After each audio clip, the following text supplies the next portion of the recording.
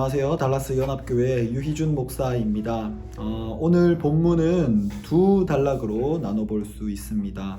2절에서 7절까지 말씀에는 우상 숭배자를 어떻게 처리할지에 대한 규정이 나오는데요.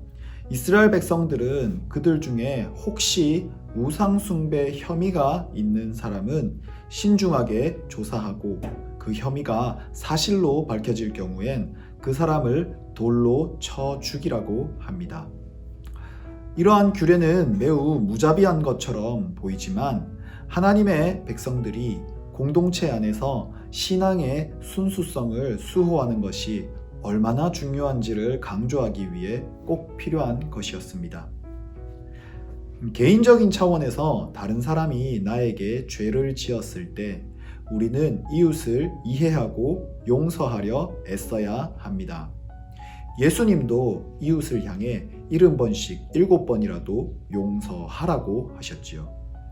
그러나 신앙 공동체 안에서 발생한 죄악, 하나님과의 관계를 훼손시키는 범죄에 대해서는 단호하게 대처해야 합니다.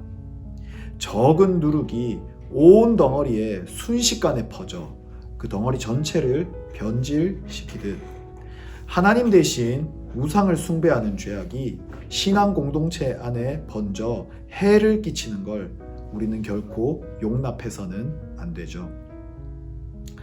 이어지는 8절에서 13절까지 말씀은 재판의 상소에 관하여 다루고 있습니다. 지방재판정에서 다루기 어려운 사건은 중앙성소, 즉 중앙법정에 이첩하되 소송의 당사자들은 그 판결에 절대 복종하라고 합니다. 하나님은 우주 만물을 조화롭게 창조하셨습니다. 또한 우리가 사는 이 세상도 질서와 조직을 통하여 운행하시지요. 하나님께서는 세상의 주권자들에게 부분적인 권세를 부여하셨습니다. 그래서 세상의 질서를 유지하고 공의를 세우도록 하셨지요.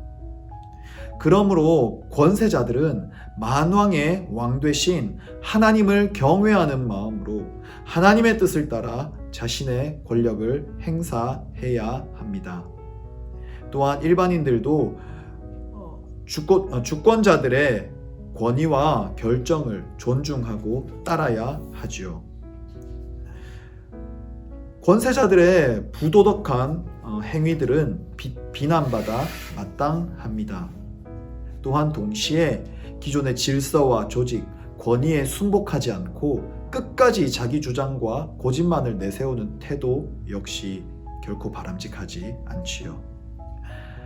오늘 본문에 등장하는 규례들은 당시 이스라엘뿐만 아니라 신약 시대를 살아가는 우리에게도 같은 교훈과 경고를 제공합니다.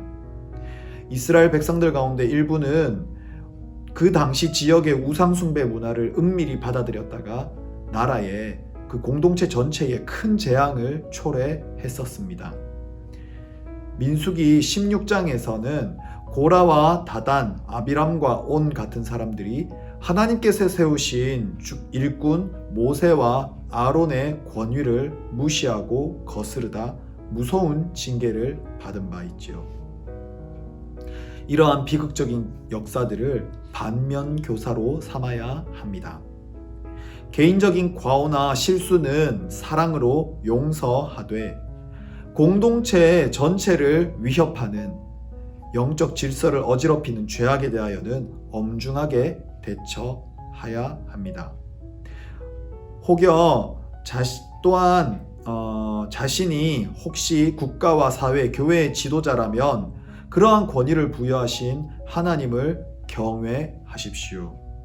또한 그 지도를 따르는 사람이라면 마땅히 지도자들을 존경하면서 그 지도자들을 위해 기도하십시오. 오늘날 세상의 많은 사람들은 하나님보다 우상 숭배하기를 즐겨하고 자기 소견에 옳은 대로 행하면서 지도자와 권위를 무시하곤 합니다.